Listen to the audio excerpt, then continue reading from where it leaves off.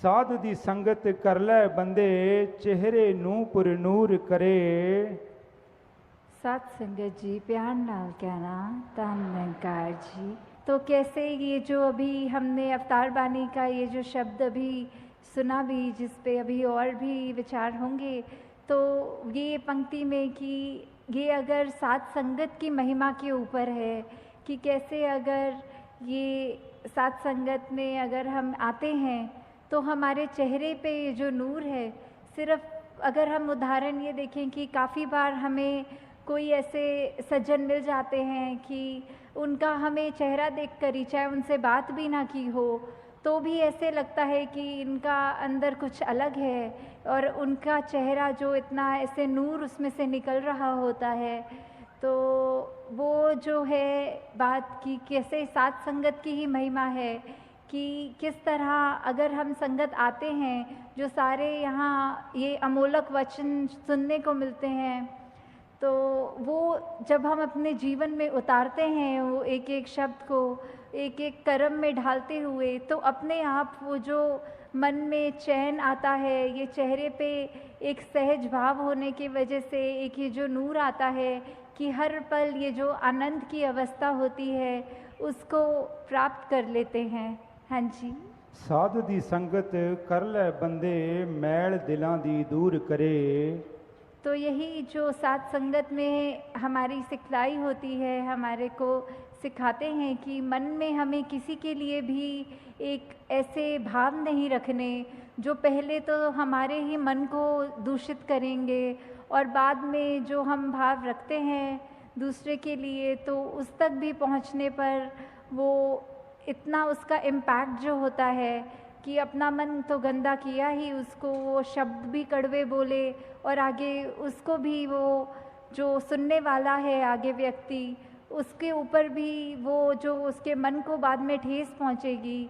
तो हम जितना संगत में आएंगे ये हम इन कमियों से दूर उतना रहेंगे। हाँ जी। साध दी संगत कर लै बंदे, दुख दलिदर होवण दूर। ये ज़िंदगी में ये जब अब तक हमारा जीवन है, ये उतराई चढ़ाई तो आती ही रहनी है, तो फिर ऐसा क्यों कहा जा रहा है कि दुख दूर होगा?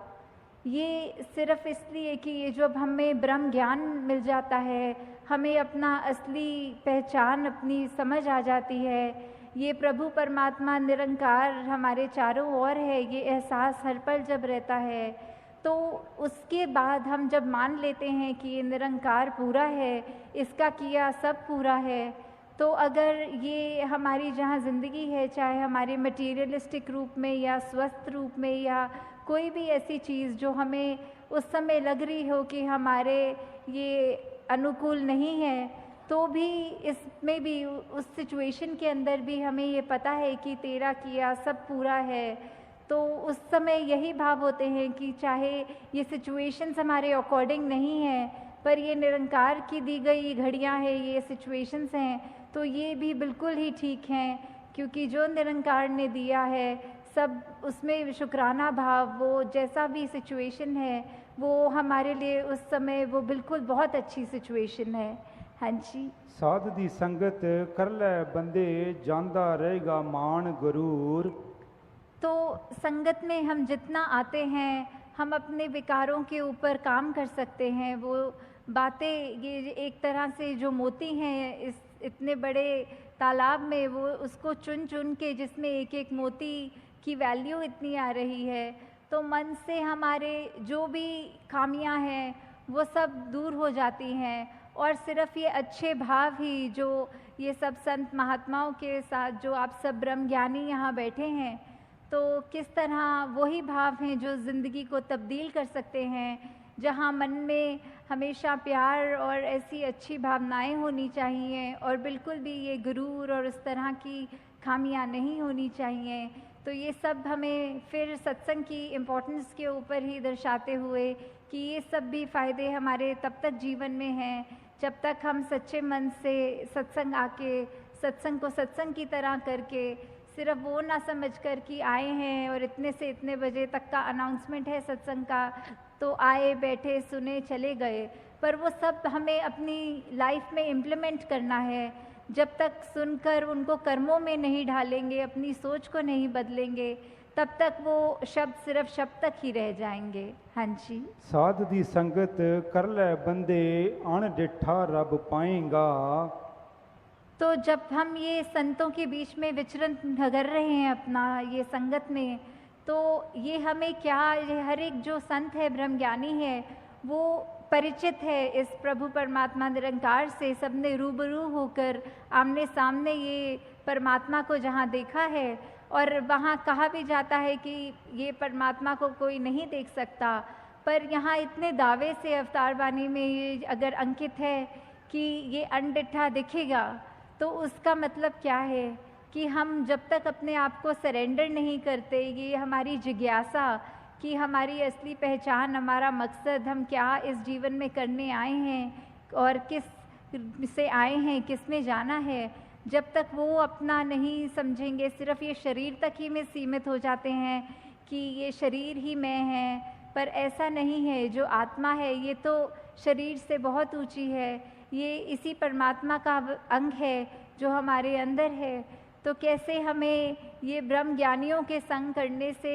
ये ज्ञान की दात अपनी झोली में भी मिल सकती है। हाँ जी। साध दी संगत कर ले बंदे फलदा फुलदा जाएगा। तो ये फलदा फूलदा का भाव जो होता है कि कैसे हम खुशी हर समय की वो ले सकते हैं कि अगर कुछ ऐसा भी है जो हमारे को ठीक नहीं लग रहा, हमारा मन परेशान होने की बजाय उस घड़ियों में भी कैसे खुशी ढूंढे। तो ये सब तभी है जब हमारे मन में वो कामनेस होगी, हमारे मन में ये सिर्फ अपने आप को सेल्फ फोकस्ड रख के कि हमने सत्संग आना है, अपना सुधार करना है, दूसरों की कमियों पे उंगली नहीं, उनकी कमी नहीं देखनी, बल्कि अपने आप को देखना है। तो ये हम तब तक ही प्रफुल्लित होंगे जब तक हम ये सत्संग सुनकर अपने अंदर ही वो भावों के अंदर उजाला पैदा करें। जी। साध दी संगत कर ले बंदे पीवेगा तू अमृत रस। तो सत्संग में हर कोई बोल जो भी बोला जाता है वो अमृत के समान होता है कि कैसे ये जो अमृत है इतनी कीमती, ये ऐसा वो उसको सिग्निफिकेंस तो अमृत का हमेशा एक होली वाटर जल की तरह लिया जाता है, पर संतों के वचन इतने कीमती हैं कि उनकी वैल्यू भी उसी के समान की है कि अगर जैसे बोला जाता है कि अमृत ले लिया तो हमेशा के लिए अमर हो गए, तो वैसे ही संतों के वचनों को अगर हमने अपने मन से सुना, सिर्फ कानों से नहीं, तो ये मन हमेशा एक खुश रहेगा, हमारी अंदर आत्मा वो अमृत रूप का ये रस लेकर हमेशा के लिए ही कायम दायम रहेगी। जी। साध दी संगत कर ले बंदे हो जान पंजे तेरे वस। तो ये पंजे, ये पांच वो जो हम सुनते हैं कि ये इंद्रियां होती हैं, काम क्रोध मोह लोभ अहंकार, तो ये पांच हमारे ऊपर कैसे कभी कभी हावी हो जाती हैं। किसी ने अगर कुछ कह दिया, थोड़ा सा भी तारीफ कर दी, तो वो मन में अहंकार आ जाता है। कभी तो उस एक्सटेंट तक भी आ जाता है कि वो इतना सूक्ष्म होता है, हमें पता तक नहीं लगता कि कैसे हमारे अंदर किसी की तारीफ ना भी करे हुए हमें अपना गुण कोई खुद ही अगर रियलाइज़ हो जाता है, तो वो हमारे जैसे बोलते हैं सर पे चढ़ जाती है बात कि कैसे वो धीरे धीरे वो हमारा अहंकार का रूप ले लेता है। वैसे ही अगर किसी ने कुछ अगर बोल दिया जो हमें पसंद नहीं आई बात, तो हमारा मन कैसे क्रोधित हो जाता है। ऐसे ही ये बाकी भी जो जिक्र हुआ पांचों का, तो कैसे हमारे मन में ये अगर हम पर हावी हो रही हैं, तो हमारा बिल्कुल उसमें क्या योगदान, ये जो हमारे अंदर चेतना है हम उसको कितनी इस्तेमाल कर रहे हैं। जैसे उदाहरण के तौर पे अगर कोई बोलते हैं कि जंगली घोड़ा जो बेलगाम है वो इधर उधर भाग रहा है, पर जब उसमें लगाम लगाकर एक एडजस्ट किया जाता है अपने हाथों से, घोड़सवार उस पर चढ़कर फिर वो किसी भी डायरेक्शन में उस घोड़े को ले जा सकता है। तो वैसे ही हमने अंदर ये चाहे कितने इमोशंस हैं ये हम फील करते हैं, पर हमने इन इमोशंस के वश में नहीं होना, इन इमोशंस को अपने कंट्रोल में रखना है। तो दातार कृपा करे सभी पर कि चाहे ये जो भी तन मन धन सब परमात्मा का ही है और वो उसी काम आए, दूसरी नेगेटिव काम किसी ना आए। तो इन्हीं शब्दों से दासी आप सबसे आज्ञा लेगी। साथ संगत जी प्यार से कहना, धन्यवाद जी।